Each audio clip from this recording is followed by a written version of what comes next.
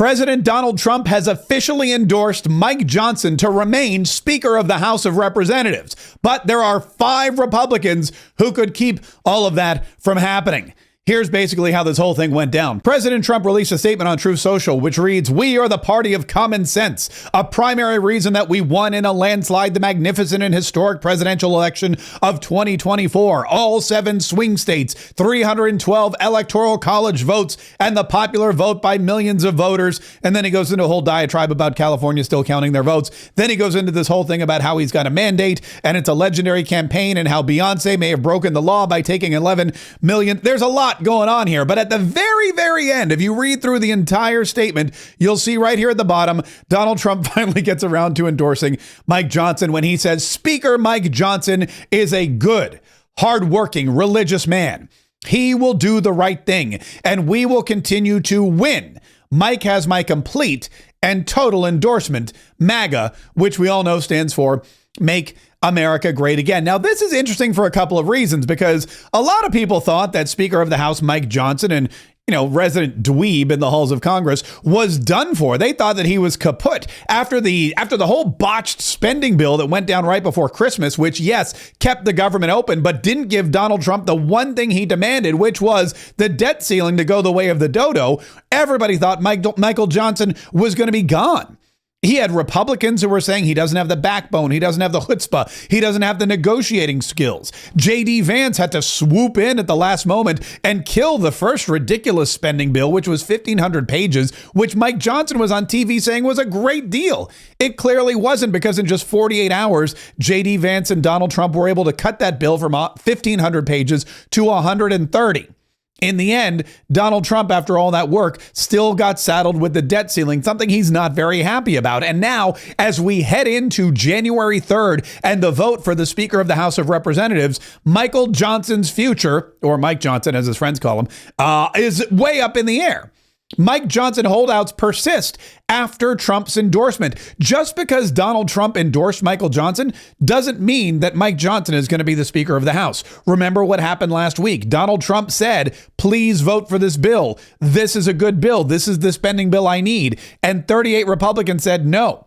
Donald Trump endorsing Mike Johnson may actually encourage some Republicans to vote no again, especially seeing as how he botched the spending deal right before Christmas and was too chicken to allow the government to shut down so that the Democrats would give the Republicans and President Trump everything they wanted. Now, 5 prominent Republicans are stepping up and saying, "I understand that Donald Trump thinks Mike Johnson is the best choice. I disagree." And with a razor thin majority in the House of Representatives, we're talking like you lose 1 vote and you lose the speakership. Every single vote counts. And Mike Johnson does not have every single vote. The first Republican, no shocker here, to speak out against Mike Johnson for Speaker is Thomas Massie. Representative Thomas Massie wrote on X, "I respect and support President Trump, but his endorsement of Mike Johnson is going to work out about as well as his endorsement of Speaker Paul Ryan." Ouch. Zing. Pooh. We've seen Johnson partner with the Democrats to send more money to Ukraine, authorize spying on Americans, and blow the budget. And then he clipped a BBC headline where Donald Trump said, "I support and endorse Paul Ryan." Thomas Massie is no shocker, because even as early as last week, he was saying, "I'm not going to vote for Mike Johnson. I'm not going to vote for Mike Johnson." And I know a dozen other Republicans who are not going to vote for Mike Johnson. I don't think Mike Johnson ever thought he had Thomas Massie's vote. And like we said, he could barely afford to lose a single vote if he expects to remain as Speaker. Another one is Indiana Representative Victoria Spartz, who has one of the most incredible accents we've ever heard and is a staunch small government budget-busting conservative. She is so MAGA that she's decided not to caucus with the Republicans until they cut spending drastically. She's pro-Doge, but she does not like Donald Trump's endorsement of Mike Johnson. She wrote on X, "I understand why President Trump is endorsing Speaker Johnson as he did Speaker Ryan, which is definitely important. However, we still need to get assurances that Speaker Johnson won't sell us out to the swamp. Donald Trump endorses Paul Ryan and John McCain." So she's going back into the archives and finding all of the bad endorsements that Donald Trump made in the past as well. Andy Biggs from Arizona, who for some reason follows me on X. I didn't even know that until I just noticed it says, hey, he follows you. What's up, Andy Biggs? How you doing? Thanks so much for being here. Representative Andy Biggs from Arizona is also undecided on whether or not he will be supporting Mike Johnson for Speaker of the House. So that's 3 votes, and 3 votes means we don't have a speaker. That means we're going to multiple rounds just like we did last time. And you know what multiple rounds means? It means, well, January 3rd, we're not going to have a Speaker of the House. January 4th and 5th, we may not have a Speaker of the House then either. And no business gets handled until we have a Speaker of the House. More on that coming up. Our favorite representative / influencer, Tim Burchett, who likes to wander around doing YouTube videos and TikToks outside of the Capitol building whenever he votes no on something. That guy also is undecided on Mike Johnson. He's come out and said, look, I know Donald Trump has said this, I know that, but I'm undecided. I'm going to need some assurances as well about what's going on here with the entire Mike Johnson speakership. And Tim Burchett is a notable holdout on this, because Tim Burchett is one of the original 8 who held out to oust Speaker McCarthy when Matt Gaetz brought the vacation. Not the vacation like, European vacation, but to vacate the speakership. Tim Burchett was one of the ones that said, that's fine. I agree with Matt Gaetz. We need a new speaker. He's also the guy that yelled, hey girl, at some random girl while he was talking about the budget. We don't trust him with 50 cents, much less, hey girl. Still no word, by the way, on who that was he was talking to. I'd kind of like to know what girl it was that caught his attention so much so that he would cut away from his live recording of his statement about the budget to say, hey girl. We don't trust him with 50 cents, much less, hey girl. It's like that old Ryan Gosling meme from a few years ago. I digress. And then the 5th representative who could seal Mike Johnson's fate, cause a bottleneck in the House of Representatives, and really throw a wrench into Donald Trump getting going on day one is Nancy Mace. Nancy Mace has made no statement either way on whether or not she supports Mike Johnson, but Nancy Mace is another one of those Matt Gaetz, Kevin McCarthy vacators. She stood fast and hard when Matt Gaetz said, no, we can't have Kevin McCarthy. She stood with Tim Burchett.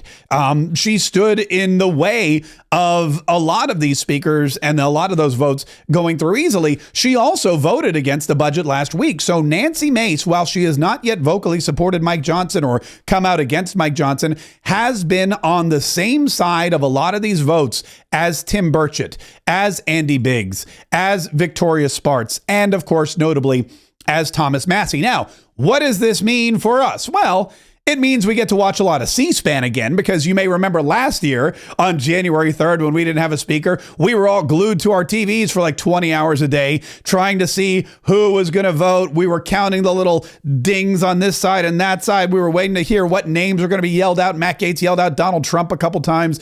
Somebody else yelled out something quirky. And all of these things, while they make for great political theater, this time around have different ramifications. Because during the last round of speaker votes, there wasn't a presidential election that needed to be certified. This time there is. And there is potential that Johnson's dim speakership chances could imperil Trump's certification on January 6th. This is from Truthout. Basically, the way this works is it's the law of the land. It's the law of the House of Representatives that the first thing that happens in any new Congress is that you vote to elect a speaker. And until you vote to elect a speaker, nothing else can come to the floor. Nothing else can be voted on. Nothing else can be certified. Nothing else can be ratified. Nothing else can be debated. Nothing. It's the speaker first, all else second. And while Friday is January 3rd, and we expect to have the speaker vote, Monday is January 6th, and that is the day, as you may remember, it's been burned into our memories. January 6th is the day that the vice president and a joint session of Congress head to the Capitol building to count the electoral votes, certify the electoral votes, and also certify the election for the winner, in this case, President Donald Trump. Kamala Harris will be there. She's already said, I'll be there, I'll do my job, yada, yada, yada, it's fine. The Senate will be there. Congress will be there, but unless they know who's going to lead them, they won't be able to fulfill this obligation. And President Trump's verification may be up in the air. It's probably another reason why. He went on Truth Social and said, hey, everybody, stop messing around. We're going to need a speaker. I know he's not the best case scenario, but we're going to leave it. I'll handle this. Just give me a speaker. I'll handle the rest. Needless to say, this weekend is not going to be a relaxing one in Washington, D.C., or really anywhere else in the United States of America. Hey, listen, if you like this content, do me a solid. Do yourself a favor. Like, subscribe, and set the notification bells, because we're going to have so much great content coming all through 2025, every single day. The news you need to know about, the information, the inspiration to be a combative conservative in Trump's second term and the new golden age of America. All you have to do is hit like, subscribe, set that notification bell right now.